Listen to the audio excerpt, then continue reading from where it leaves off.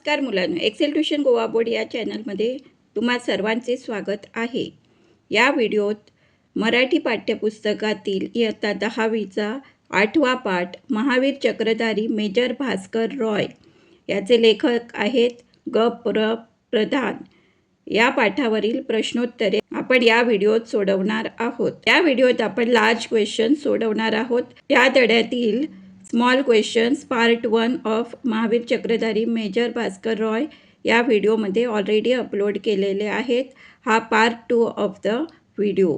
मुलांनो, जर तुम्हाला एक्सेल ट्युशन गोवा बोर्ड हा चॅनल व त्यातील कंटेंट आवडले असल्यास जरूर तुमच्या मित्रांना शेअर करा. Like, share and subscribe for more such videos. आणि मुलांनो, तुम्हाला रिक्वेस्ट आहे की व्हिडिओ पूर्ण बघा, मध्ये स्किप करू नका, कारण त्यामध्ये इम्पॉर्टंट टिप्स आणि ॲडिशनल क्वेश्चन्स ॲड केलेले असतात. तर चला सुरू करूया. खालील प्रश्नांची 6 ते 7 ओळीत उत्तरे लिहा.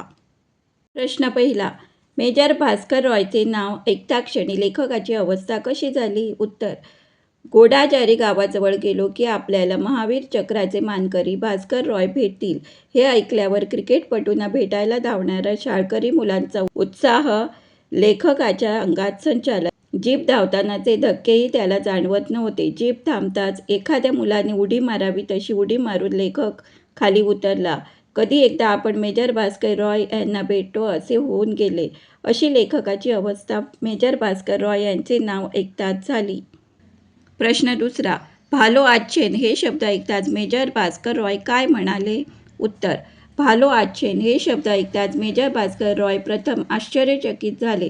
ते म्हणाले, तुम्ही बंगाली दिसता. आपण बंगाली नसून आपले बंगाली भाषेवर खूप प्रेम आहे असे लेखकाने सांगताच लेखकाचा हात स्नेहाने दाबत ते म्हणाले, हे शब्द मला मोठे प्रिय आहेत.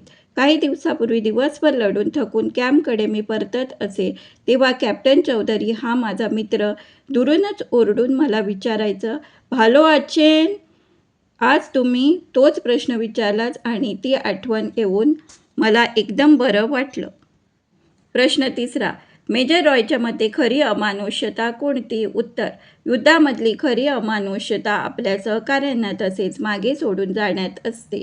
ज्यांच्याबरोबर कित्येक दिवस राहून हसलो, खेळलो, जेवलो, ज्यांच्याशी कित्येक वर्षे जिवलग मैत्री टिकवली, पण युद्धात या गोष्टीचा विचार न करता त्यांना मागे टाकून आपण दूर जातो तेव्हाचा अनुभव व ती कृती फार अमानुष असते. मन घट्ट करून क्रूरपणे मेलेल्या सहकाऱ्यांची मढी तेथेच सोडून लढत लढत पुढे जावे लागते. त्यांच्यासाठी 2 अश्रू वाहायलाही फुरसत नसते. त्यांच्या मृत शरीराची व्यवस्थाही लावता येत नाही. मेजर रॉय यांच्या मते हीच खरी युद्धातली अमानुष्यता असते. चौथा प्रश्न, मेजरनी युद्धातील अमानुष्यतेचा कोणता अनुभव सांगितला आहे? उत्तर, ऐन युद्धाच्या रणधुमाळीत मेजर रॉय व त्यांचे एक सहकारी अधिकारी एका टँकमध्ये होते. टँकमध्ये ते दोघे 5 तास बरोबर होते. नंतर त्यांचा तो सहकारी दोस्त अचानक शेल उडून भयंकर जखमी झाला, गतप्राण होऊन पडला. मित्राबद्दल विचार करायला, अश्रू ढाळायला वेळ नव्हता.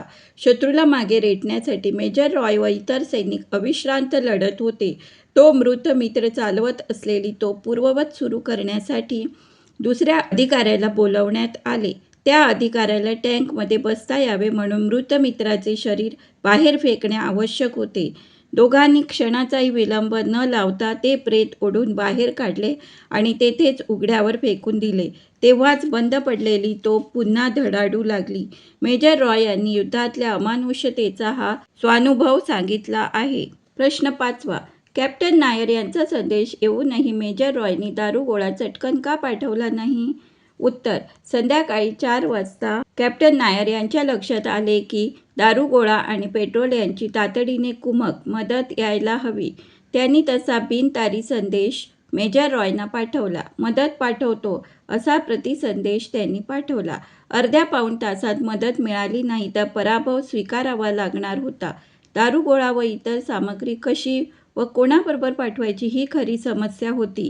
कॅप्टन नायर तेथून जवळजवळ 3-4 मैलावर होते. मध्ये पाकिस्तानी पॅटर्न टॅक्स हिंस्र पशूसारखे मागे पुढे धावत होते. सगळीकडे आग ओकली जात होती. काही ठिकाणी भारतीय तर काही ठिकाणी पाकिस्तानी पुढे अशी झिगझॅग लाईन होती. कुमक पाठवली तर ती सुखरूप पोचेल की नाही याची खात्री वाटत नव्हती. कुमक घेऊन जाणाऱ्याच्या जीवावर बेतण्याची शक्यता होती. मेजर रॉय यांची मनस्थिती द्विधा झाली होती. त्यामुळे कॅप्टन नायर यांचा संदेश येऊनही मेजर रॉयनी दारुगोळा चटकन पाठवला नाही. 6वा प्रश्न. कुमक घेऊन जाणाऱ्या जवानाला अभिमन्यू का म्हटले आहे? कॅप्टन नायरना पेट्रोल व दारुगोळ्याची कुमक कशी व कोणाबरोबर पाठवायची हा मोठा प्रश्न मेजर रॉय यांच्या समोर होता. कॅप्टन नायर तेथून 3-4 मैल अंतरावर लढत होते. वाटेत पाकिस्तानी हिंस्र पॅटर्न टँक्स, रणगाडे पुढे मागे धावत होते.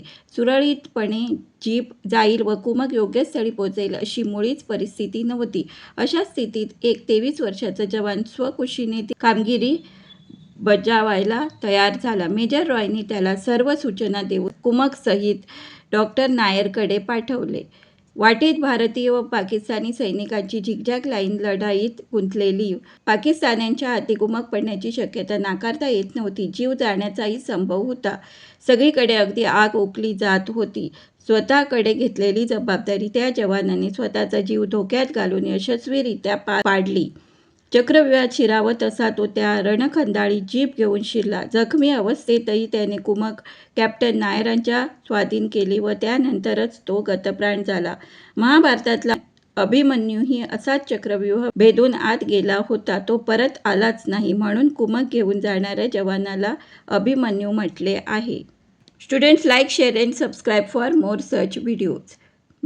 प्रश्न 7वा. मेजर भास्कर रॉयना रणांगणात आपल्या आईची आठवण का झाली? उत्तर. गोडाजारीजवळ पाकिस्तानाशी धुमश्चक्री सुरू होती. त्या आघाडीवर मेजर भास्कर रॉय होते. सैनिकांना हुकूम देणे, मार्गदर्शन करणे, कुमक हवी असल्यास ती देणे अशा गोष्टीत ते मग्न होते. त्या रणखंडाळीत त्यांना क्षणाचीही फुरसत नव्हती. 7-8 तासांनी त्यांना थकल्यासारखे वाटू लागले. घशाला कोरड पडली. तासाभराने कॅम्पात परतावे लागेल असे त्यांना वाटत होते. तेवढ्यात त्यांच्या रणगाड्याजवळ त्यांच्या भटारखान्यातला नंदनसिंग वेटर जीपमधून आला. त्याला पाहून मेजर रॉयना आश्चर्याचा धक्का बसला. मेजर रॉयची कॉफी पिण्याची वेळ त्याला ठाऊक होती म्हणून तो त्याच वेळी तेथे आपला जीव धोक्यात घालून कॉफी व सँडविचेस घेऊन आला होता. मेजर रॉय यांची आई अशीच त्यांच्यासाठी गरम गरम खायला प्यायला तयार ठेवून त्यांची शाळेतून येण्याची वाट पाहत बसायची. नंदनसिंग हा मेजर रॉय यांच्यावरच्या प्रेमापोटी आईच्या ममतेने कॉफी घेऊन रणांगणावर आल्यामुळे रॉयना आपल्या आईची आठवण झाली. धन्यवाद. Thanks for watching. Do like, share and subscribe for more such videos.